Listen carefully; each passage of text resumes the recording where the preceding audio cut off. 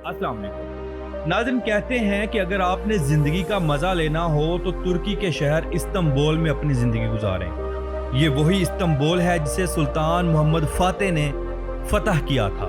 ये वही इस्तांबुल है जिसे ज़माना कदीम में बाज़ंतीन या कुस्तुनतुनिया कहा जाता था, जिसके बारे में हज़ूर अकरम सल्लल्लाहु ताला अलैहि वसल्लम ने इरशाद फरमाया था कि जो इसे फतह करेगा उसे जन्नत की बशारत है। इस सरजमीन पर बेशुमार सहाबा इकराम और ताबेईन भी आए, जिनके मज़ारात आज भी यहाँ पर मौजूद हैं। लेकिन अगर आप मौजूदा इस्तांबुल को देखें तो आप हैरान रह जाएं। यहाँ कौन सा ऐसा काम है जो नहीं होता। यूरोप से ज़्यादा जदीद है। यहाँ की नाइट पार्टीज, शीशा कैफेज लोगों को हैरान कर देते हैं। हर दूसरी लड़की ने गलीज लिबास पहना होता है। हुकूमत की तरफ से कोई पाबंदी नहीं, बिल्कुल यूरोपी माहौल है। सब लोग आज़ाद हैं। इसीलिए अब पूरी दुनिया से अय्याशी करने के लिए लोग तुर्की आते हैं और इस शहर में स्टे करते हैं, जिनकी तादाद करोड़ों में है। तो चलिए आज हम देखेंगे इस्तांबुल के मशहूर मकामात, यहाँ के लोगों की ज़िंदगी, मज़ेदार खाने और जदीद तर्ज ज़िंदगी। तो आज की वीडियो का हम आगाज़ करते हैं। सबसे पहले हम देखेंगे कि गुज़रे वक्तों में इस शहर को किन नामों से पुकारते थे और किन लोगों ने इस शहर का नाम रखा। 667 कबले मसीह में यूनानी हुक्मरान बेजांस ने इसका नाम अपने नाम पर रखा, जिसे बाज़ंतीन कहा जाता था। फिर 330 ईस्वी में रोमन शहंशाह कुस्तुनतीन ने इसे अपने दारुल हुकूमत बनाया और इसका नाम कुस्तुनतुनिया रख दिया गया। फिर 1453 में सुल्तान मोहम्मद फ़ातेह ने जब इस शहर को फतह किया तो इसका नाम इस्तांबुल रखा, जिसका मतलब है शहर। 1930 में सरकारी तौर पर इसका नाम इस्तांबुल ही रख दिया गया और आज दुनिया इसे इसी नाम से ही पुकारती है। इस्तांबुल की कुल आबादी 1,55,00,000 लोगों से ज़्यादा है, जो इसे यूरोप का सबसे बड़ा शहर भी बनाती है। ये मुसलमानों का शहर है।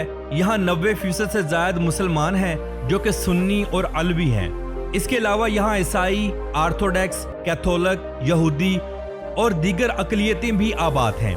अगर हम देखें कि इस शहर का कुल रकबा कितना है तो ये शहर 5343 मुरब्बा किलोमीटर पर फैला हुआ है। इसके मगरिब में तकीरदाग शहर आता है और कोजाइली इलाके आते हैं। नाज़रीन, पूरी दुनिया ये समझती है कि तुर्की का दारुल हुकूमत इस्तांबुल सिटी है, लेकिन ऐसा नहीं है। तुर्की का दारुल हुकूमत अंकारा सिटी है, जिसकी आबादी 58 लाख है और रकबा 25,632 मुरब्बा किलोमीटर है। इस्तांबुल शहर को लगने वाले समंदर बहिरे मरमरा और बहिरे अस्वद है।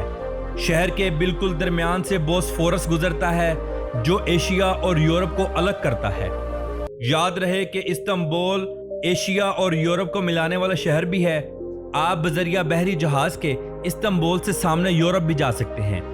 अगर आप इस्तांबुल सिटी में खड़े हों तो आपको साहिल समंदर से सामने यूनान यानी ग्रीस नजर आता है, जो कि यूरोप का एक मुल्क है। लेकिन अगर खुश्की की तरफ जाएं तो शुमाल मगरिब में बल्गारिया आता है, यानी यूरोप और इस्तांबुल बिल्कुल आमने सामने हैं। नाज़रीन, इस्तांबुल सिटी में किसी भी नबी का मज़ार मौजूद नहीं है। हाँ, अलबत्ता हज़रत अबू अयूब अंसारी रदियल्लाहु ताला अन्हो का मज़ार मुबारक यहाँ मौजूद है। आप नबी करीम सल्लल्लाहु ताला अलैहि वसल्लम के मेज़बान सहाबी थे और पहली बार कुस्तुनतुनिया के मुहासरे के दौरान यहाँ आए और शहीद हुए। सुल्तान मोहम्मद फ़ातेह ने फतह के बाद इनका मज़ार और इनसे मंसूब अयूब सुल्तान मस्जिद तामीर करवाई थी, जो आज भी पूरी शान और शौकत के साथ मौजूद है।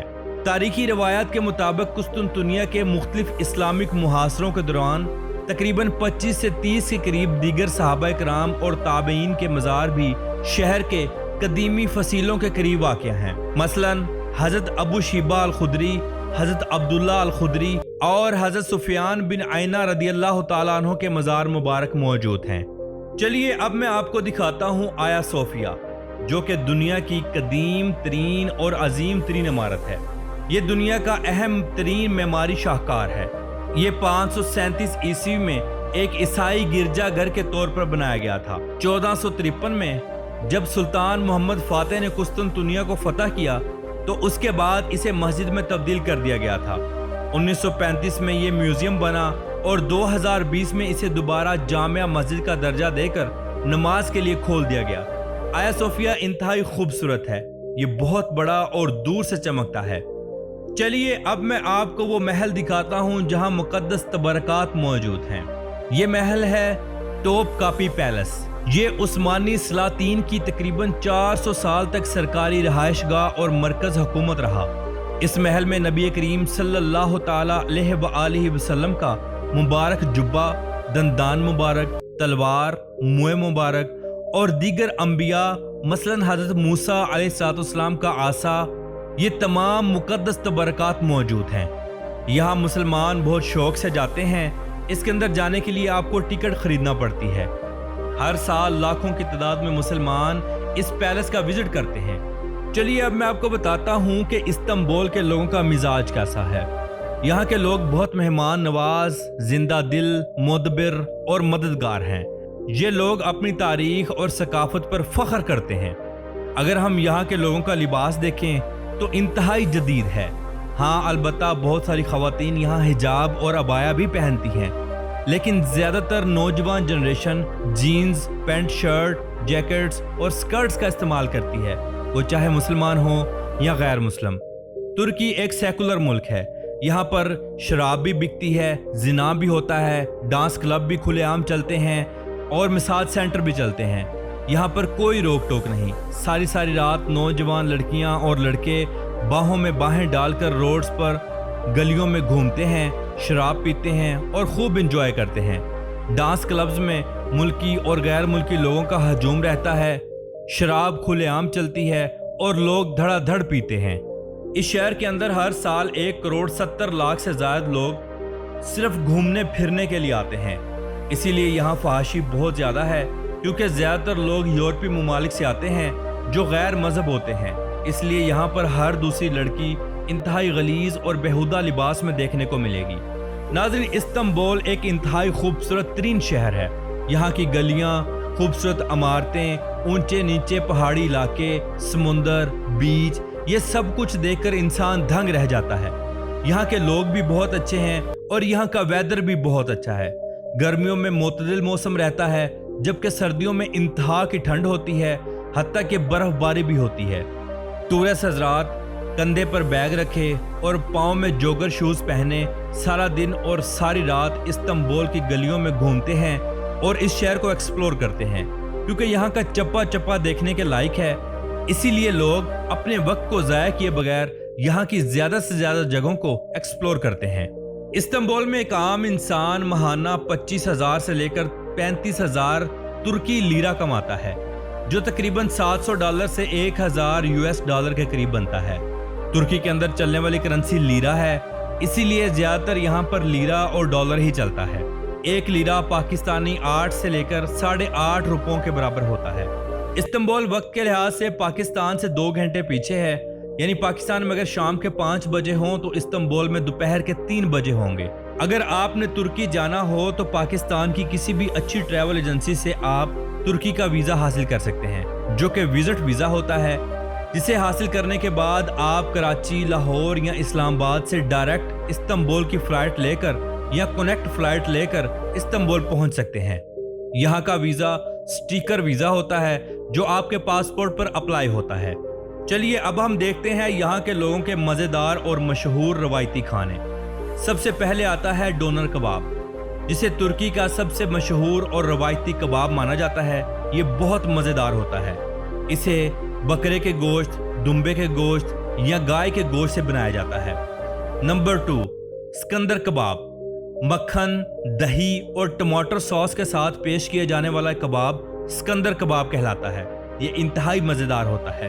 اگر میٹھے میں دیکھا جائے تو بکلاوا، یہ پستہ اور شہد سے بنی ہوئی دنیا کی مشہور ترین ڈش ہے جسے لوگ بہت شوق سے کھاتے ہیں۔ یہ میٹھی ہوتی ہے۔ بورک، قیمے یا پنیر سے بنی ہوئی کرسپی پیسٹری جو انتہائی مزے کی اور لذیذ ہوتی ہے، لیکن ہاں تھوڑی سی پھیکی ہوتی ہے۔ استنبول کی خاص پہچان جو چھوٹے پیالوں اور کپوں میں پیش کی جاتی ہے وہ ہے ترکش کافی یا ترکش چائے، جو کہ پوری دنیا میں انتہا کی مشہور و معروف ہے۔ ترکش کافی پوری دنیا میں بہت مہنگی بھی ملتی ہے اور اس کی کوالٹی بھی بہت اعلیٰ ہوتی ہے۔ چلیے اب ہم استنبول کی تھوڑی سی تاریخ پر نظر ڈالتے ہیں۔ استنبول کی تاریخ ہزاروں سال پرانی ہے۔ یہ شہر 1000 سے زائد عرصے تک مشرقی رومن بازنطینی سلطنت کا دارالحکومت رہا ہے۔ 1453 میں 21 سالہ عثمانی سلطان محمد فاتح نے ایک حیرت انگیز جنگی حکمت عملی کے تحت بحری جہازوں کو خشکی پر چلا کر قسطنطنیہ کو فتح کیا تھا، جس کے بعد یہ 470 سال تک عظیم عثمانی سلطنت اوٹمن ایمپائرز کا مرکز رہا ہے۔ 1923 میں مصطفیٰ کمال اتاتارک نے جدید جمہوریہ ترکی کی بنیاد رکھی اور دارالحکومت انقرہ منتقل کر دیا گیا، لیکن استنبول آج بھی ترکی کا دل ہے اور معاشی مرکز ہے۔ استنبول کے لوگ ٹیولپ فیسٹیول، رمضان المبارک اور عیدیں یہ بہت شوق سے مناتے ہیں، اور یہ فیسٹیول یہاں کے مشہور ترین فیسٹیول ہیں۔ ترکی کا قومی پھول ٹیولپ ہے۔ ہر سال اپریل کے پورے مہینے میں استنبول کے پارکوں اور آیا صوفیہ کے سامنے لاکھوں کی تعداد میں مختلف رنگ کے خوبصورت پھول بچھائے جاتے ہیں، جس سے پورا شہر رنگین ہو جاتا ہے۔ ماہ رمضان میں سارا دن اور ساری رات شہر کھلے رہتے ہیں، رونقیں اسی طرح رہتی ہیں جیسے دن کے ٹائم ہو، اور عید کے دن روایتی جوش و خروش، خاندانی ملاقاتیں اور تحفے تحائف کے تبادلے ہوتے ہیں۔ تو ناظرین، یہ تھی آج کی ہماری استنبول کے اوپر ایک چھوٹی سی ڈاکومنٹری۔ امید کرتے ہیں آپ کو اچھی لگی ہوگی۔ تو ملتے ہیں انشاءاللہ اگلی اور بہترین ویڈیو کے ساتھ۔ اللہ حافظ و ناصر، خدا حافظ۔